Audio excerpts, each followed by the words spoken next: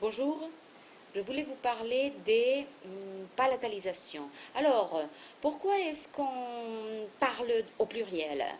Eh bien, vous avez page 12 du dossier, un résumé de tous les phénomènes que l'on regroupe sous cette dénomination de palatalisation.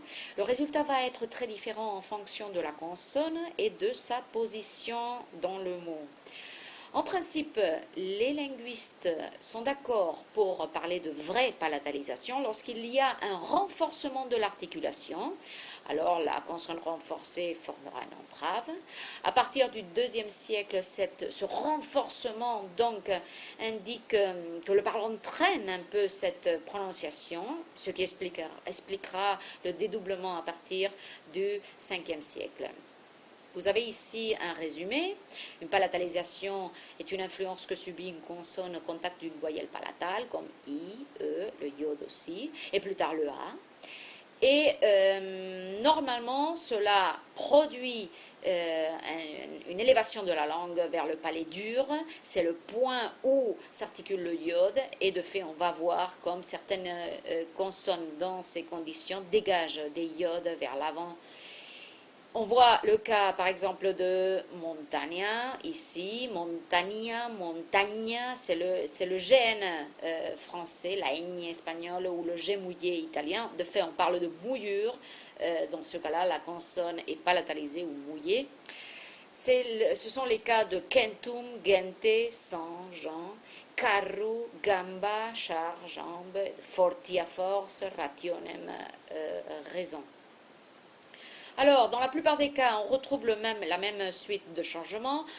D'abord, un renforcement, ce que l'on symbolise par la demi-lune sous la consonne, puis un avancement du point d'articulation, par exemple karu, qui avance le point d'articulation à taru, puis ce dédoublement en troisième position, tcharu. Pour les labiales, dont le point d'articulation se trouve aux antipodes du iode, il y a eu apparemment création d'une dentale de transition. Vous voyez ici, sapia, le iode, le P plus iode, produit sapta, puisque le parlant ne pouvait pas palataliser facilement. Donc, création de toute pièce d'une dentale. Sapta fera se dédoublera en sapcha, sapcha, satch, sache. Pour Rubeo et Simiu, même phénomène. Création d'une dentale, dédoublement, puis simplification. À l'intervocalique et à la finale, K était palatalisé, dégage un iode, voilà, vers l'avant. Dans le cas de l'intervocalique, par exemple ratione, il y a même une sonorisation du groupe, comme avec toute sourde intervocalique au IVe siècle. Vita donnera vida, donc palatio, ou non, surtout ratione donnera raizzone au IVe siècle, donc sonorisation, puis dédoublement. D'autres cas où il ne se produit pas de dédoublement. Vous voyez, là, on restreint un peu la définition de palatal. Alors, montagna et palea ont la même caractéristique. Le iode va palataliser le N et le L, montagna, paglia, mais il n'y aura pas de dédoublement. Simplement, la consonne palatalisée empêche la diphtongaison de la voyelle, dans les deux cas A, en position libre. Et attention à ce dernier exemple, parce que la graphie ILL de paille, par exemple, est la solution orthographique du français pour traduire le son palatal. Il n'y a pas de diphtongaison, impossible devant une palatale.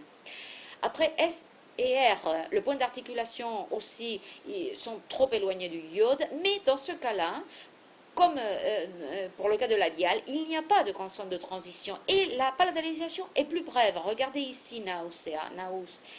Ce qu'il y a, c'est dégagement de iode vers l'avant. Il y a un renforcement puisque la voyelle accentuée ne diphtongue pas, mais pas de dédoublement. Bien. Qu'est-ce que l'on a? On a aussi le cas de paria qui est très évident. Paria qui fera paire. Donc pas de diphtongaison à nouveau. Attention, c'est une question de graphie. C'est la rencontre du A avec le iode. En position intervocalique faible, donc les palatales tendent à se résoudre en iode. C'est le cas de légué, loi, plaga, plaie.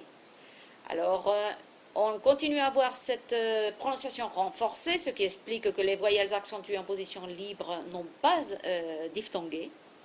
Mais voilà, il y a une résolution en iode qui tend à faire penser à un affaiblissement plutôt qu'un renforcement. Voyez un cas extrême qui est la position implosive, donc faible, c'est le cas de factum.